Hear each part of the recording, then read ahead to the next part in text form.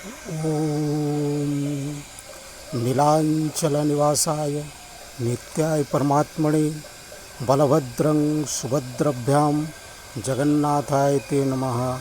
जगन्नाथाय ते नमः। जगन्नाथाय ते नमः। दर्शक बंधु,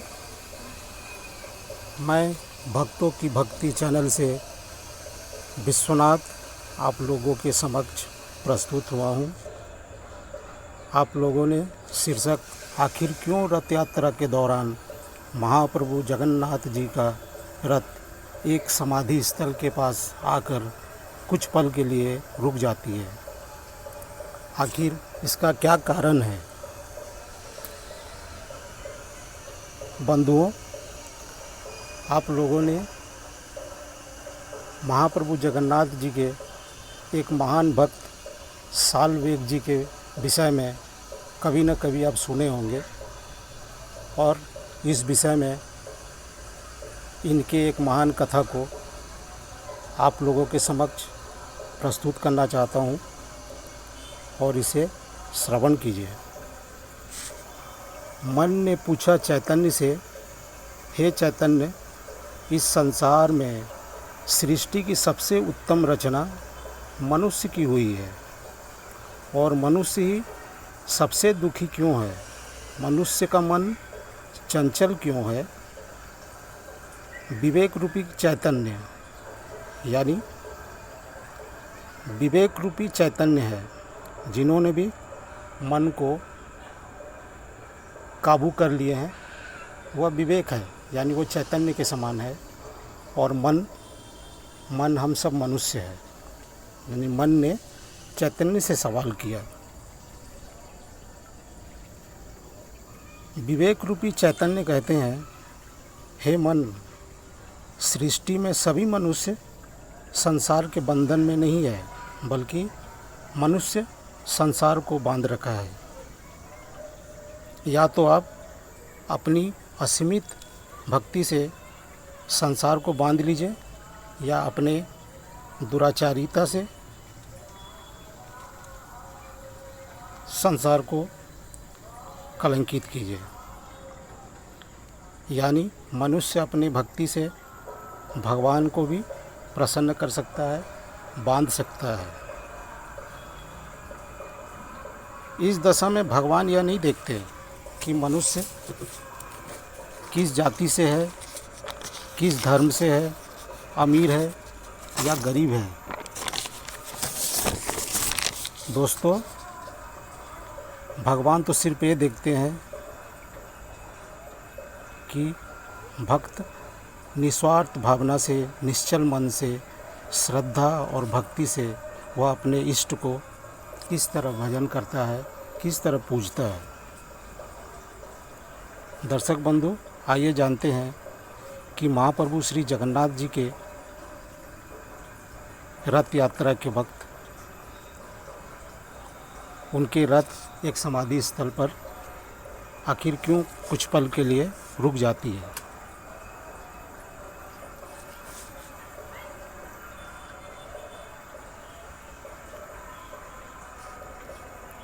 और यह स्वतः ही रुकती है। महाप्रभु जगन्नाथ के रथ का नाम नंदी घोष है। नंदी घोष नाम से यह रथ यात्रा के दौरान जहाँ महाप्रभु जगन्नाथ जी इसमें विराजमान रहते हैं,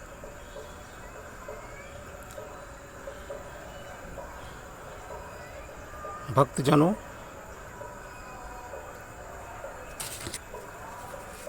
यह बात औरंगजेब नामक मुस्लिम राजा के शासनकाल की है। उस समय औरंगजेब उत्कल राज्य में अतिक्रमण के लिए चढ़ाई कर दी थी। तभी राजा के प्रमुख सिपाहियों में लाल बेग नामक एक बलिष्ठ सिपाही हुआ करता था, जो एक दुराचारी था और स्त्री शोषण करने वाला था। अतः लूटपाट और चढ़ाई के दरमियान कटक प्रांत के एक गांव में एक ब्राह्मण जाति के विधवा महिला कुछ स्त्रियों के साथ एक तालाब में स्नान कर रही थी। वह विधवा स्त्री की वास्तविक छवि काफ़ी उत्तेजक, पूर्ण यौवन, सुंदर और आकर्षित करने वाली थी। इसी क्रम में दुराचारी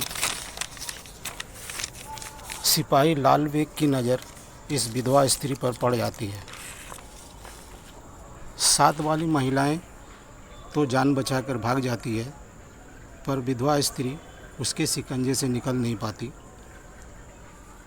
अतः लाल बेग उसे जबरन उठाकर ले जाता है।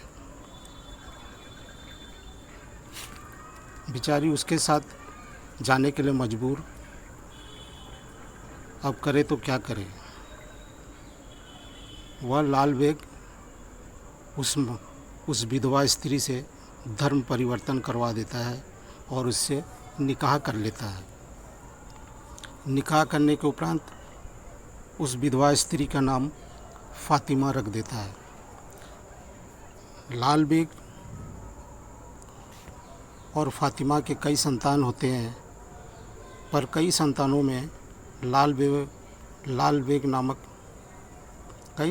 में सिर्फ सालबेग नामक एक ही संतान जिंदा बच पाता है। यही वह सालबेग है जो बड़ा होकर अपने पिता की तरह बलिष्ठ और सिपाही जैसे कर्म करने के काबिल बन जाता है। इसी तरह वह अपने पिता के साथ युद्धों में जाने लगता है। लूटपाट और अत्याचारी कर्म करते हुए एक दिन लाल बेग युद्ध के दौरान अत्यधिक चोटिल हो जाता है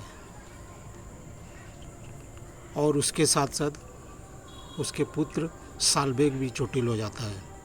इस तरह छत विक्षत होकर दोनों घर पर ही रहते हैं और उसकी माता दोनों का सेवा करती है।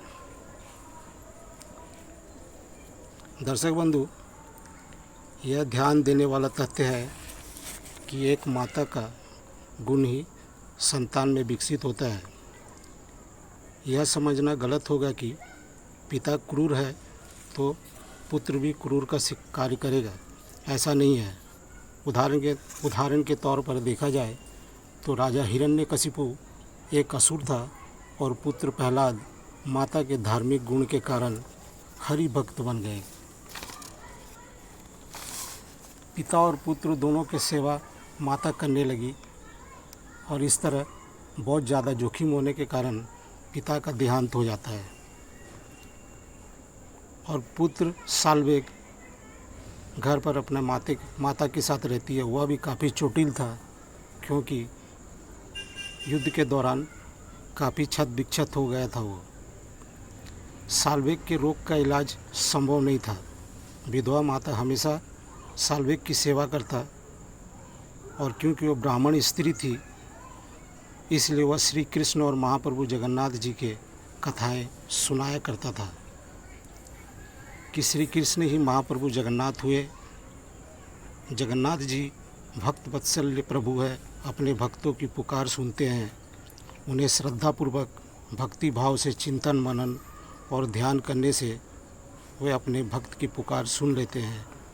इस प्रकार माता की बातों से सालबेग के हृदय में परिवर्तन हुआ और महाप्रभु जगन्नाथ के प्रति भक्ति भावना जागृत हो गया। वह निरंतर श्री जगन्नाथ जी को भजने लगा क्योंकि वह चलने फिरने में असक्षम थे। एक ही घर में माता पुत्र भूख प्यास से पीड़ित रहते थे। आए दिन समाज द्वारा भी तिरस्कार किए जाने लगे। माता और पुत्र लगातार महाप्रभु जगन्नाथ जी को भजने लगे। सालबेग के भक्ति के गहरी निष्ठा और निस्वार्थ श्रद्धा भाव से महाप्रभु जगन्नाथ जी प्रसन्न हो गए और सालबेग के सपनों में आने लगे। सालबेग को श्री जगन्नाथ जी द्वारा एक विभूति का पात्र प्रदान करते हुए दिखाई दिए। उन्होंने सपनों में देखा कि एक विभूति जगन्नाथ जी उन्हें प्रदान कर रहे हैं और इस तरह उसके स्वप्न भंग हो जाता है और नींद से उठ जाता है और वह सामने में अपने पास एक पात्र में विभूति रखा हुआ पाता है। इस प्रकार इस दृश्य को देखकर उसे अपने नयनों में विश्वास नहीं होता। यह सत्य था कि वह विभूति स्वयं भगवान जगन्नाथ जी ने उसे प्रदान कर दी। इस प्रकार साल्वेग द्वारा कुछ दिनों तक उस विभूति का लेप करने पर वह पूर्ण रूप से स्वस्थ हो गया और साल्वेग का भक्ति भावना भगवान श्री जगन्नाथ जी के प्रति और भी गहरी और सुदृढ़ हो गया। जगन्नाथ जी प्रसन्न होकर साल्वेग के ध्यान में निरंतर आने लगे। अतः साल्वेग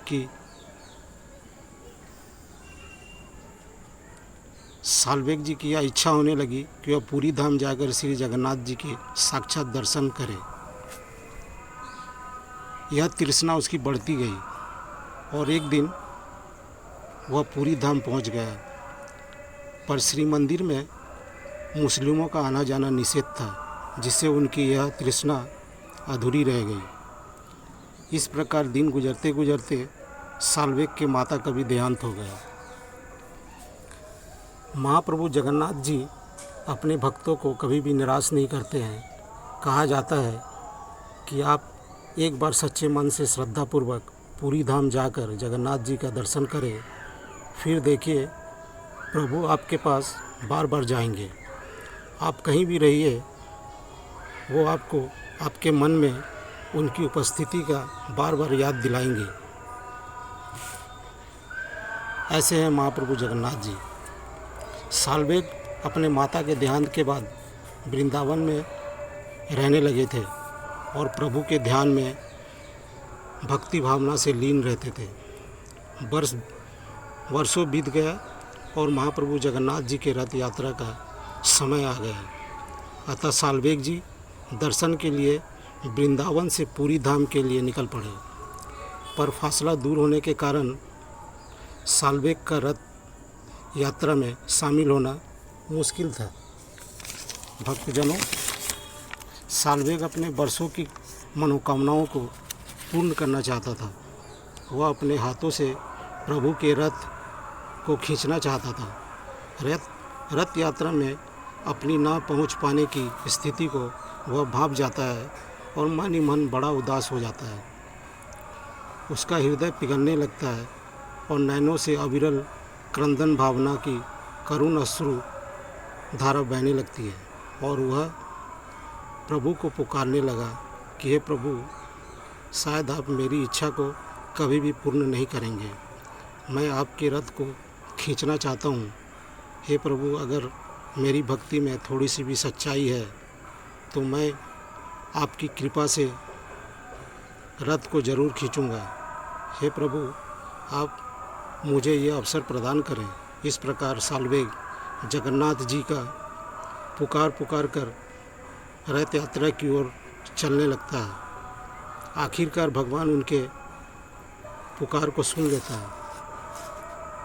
पूरी धाम में रथ खींचने का समय तय रहता है। इस यात्रा के दौरान स्वर्ग से देवी देवताएं, गंधर्व, अप्सराएं भेष बदलकर महाप्रभु जगन्नाथ जी के रथ यात्रा में शामिल होते हैं। लोगों अपने कई जन्मों के पापों को नाश करने के लिए रथ के रस्सी को खींचा करते हैं। अतः श्री जगन्नाथ जी अपने रथ को साल्वेग भक्त के लिए रोक देते हैं। पूरी राजा के सेवक, सिपाही, श्रमिक और हजारों लोगों के प्रयास से भी रथ 1 इंच भी आगे नहीं बढ़ता। सभी लोग परेशान हो जाते हैं, यहाँ तक कि पूरी पंडाओं, सेवकों और राजा द्वारा श्री जगन्नाथ जी से प्रार्थना किया जाता है, पर नतीजा कुछ भी नहीं निकलता। अंततोगत्वा थका हारा साल्वेग रथ के समीप पहुंच जाता है। भक्तजनों,